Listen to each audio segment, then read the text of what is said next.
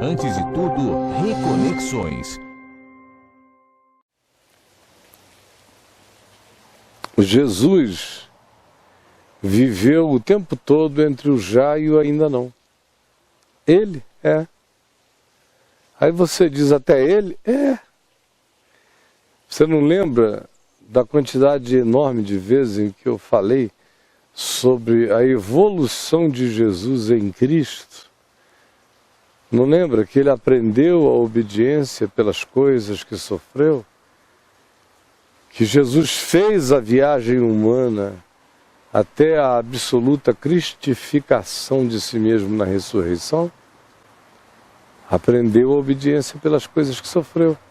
Ele é a manifestação sublime, suprema e absoluta do que um ser humano pode conseguir fazer de síntese entre o já e o ainda não na presente existência. É ele é um modelo de tudo, inclusive da minha plenitude relativa e da minha relatividade plena.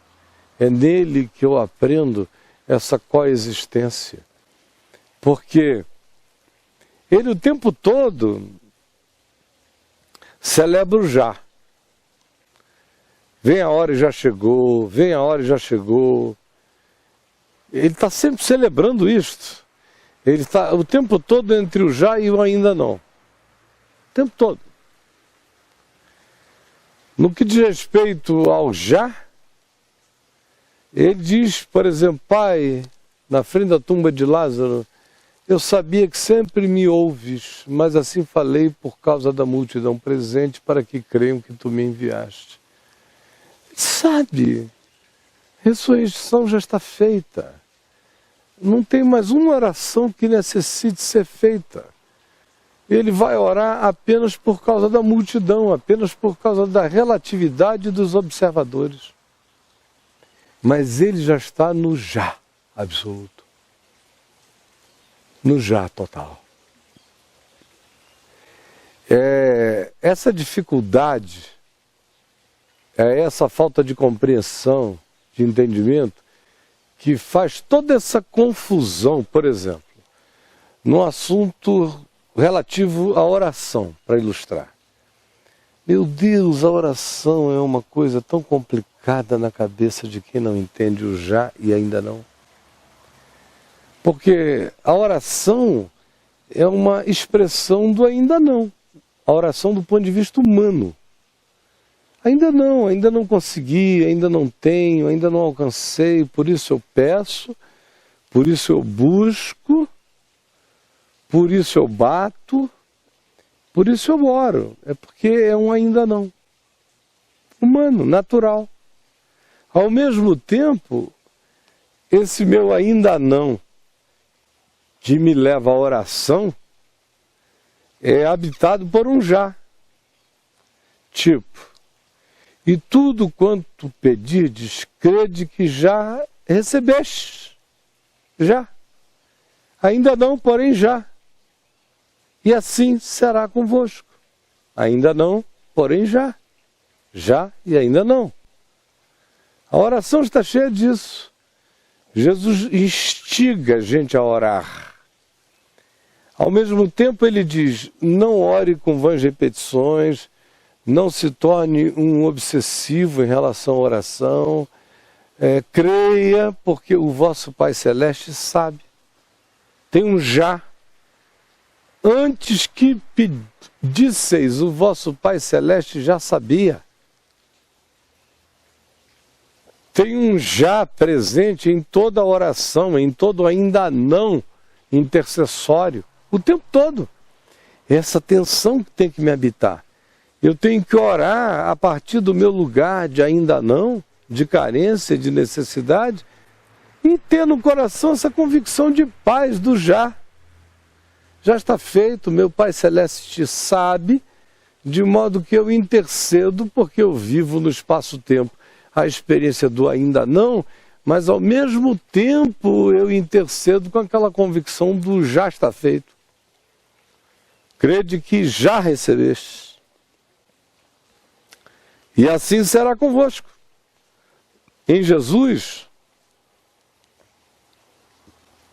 Em Jesus está presente o tempo todo. Tudo que ele faz é assim. Ele sabe o já de todas as coisas. Ele sabe. Mas ele vive o ainda não com toda integridade humana, espiritual, psicológica, com todas as implicações de um ainda não, apesar da mente dele já ser cativa absoluta do já. O que a gente vê, por exemplo, no jardim do Getsêmani, senão o mais ardente doído já e ainda não? Hein?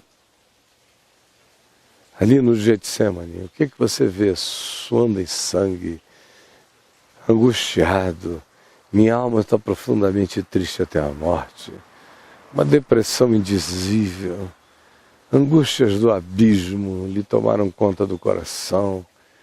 Quantos salmos de abismamento existencial tiveram seu cumprimento literal na angústia de Cristo Jesus? Quantos? E no Getsêmani está carregado disso. É lá que ele diz: Pai, se possível, passa de mim este cálice, porém não seja feita a minha vontade, sim a tua. No viver, na experiência da dor, do corpo mortal, do espaço-tempo, a oração que ele faz é: se possível, passa de mim este cálice. Mas quando ele viaja para dentro do já,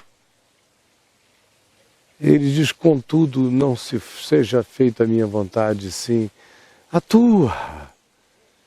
Quando ele diz: uma comida eu tenho para comer e esta consiste em fazer a vontade daquele que me enviou, ele mostra todo dia que a experiência do seu cotidiano é um caminho crescente na direção da plenificação da vontade de Deus na vida dele, tanto mais quanto ele cresça em obediência pelas coisas que sofreu. Até que chega um ponto em que ele diz: eu completei a obra, eu completei a obra que tu me deste para fazer. Ele diz isso antes de ir à cruz. Antes de dizer está consumado, ele diz: eu completei. Por quê? A cruz não tinha acontecido, ainda não. Mas no coração dele a cruz sempre foi um já inafastável. Embora quando ele diga essa frase, ele não a diga na cruz. Não é a última frase dele. Bem que poderia, do ponto de vista da linearidade do espaço-tempo, que ele chegasse ali e dissesse: agora sim, completei a obra que tu me confiaste para fazer, concedendo a vida eterna a todos os que me deste, portanto está consumado. Não. Ele disse isso antes da cruz se erguer historicamente. Antes, você vê como a teologia linear, cronológica, é tão patética e idiota. Porque ela vai pensando que as coisas vão sendo feitas conforme os nós e os enlaces da história. Não, na realidade tudo já está feito. O Cordeiro foi imolado antes da fundação, da criação de qualquer mundo. A existência inteira é um já e um ainda não constante. Por isso ele diz: quem diz consumei a obra que tu me confiaste para fazer, antes da cruz se erguer, diz isso porque ele já é um filho do já. A cruz é que cronologicamente aguardaria o momento de se erguer.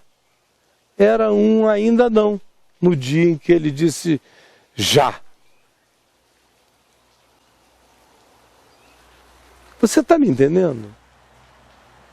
Eu espero que eu não esteja perdendo tempo e que essa compreensão tão preciosa, que afetou toda a minha vida e que me atingiu quando eu devia ter uns 21, 22 anos de idade, eu entendi isto. Entendi. E foi o que mais me deu poder para passar por tudo todo esse tempo, já e o ainda não. Ainda não fala da minha relatividade, o já me garante a certeza de que eu vencerei toda a relatividade em Cristo Jesus, que já venceu por mim.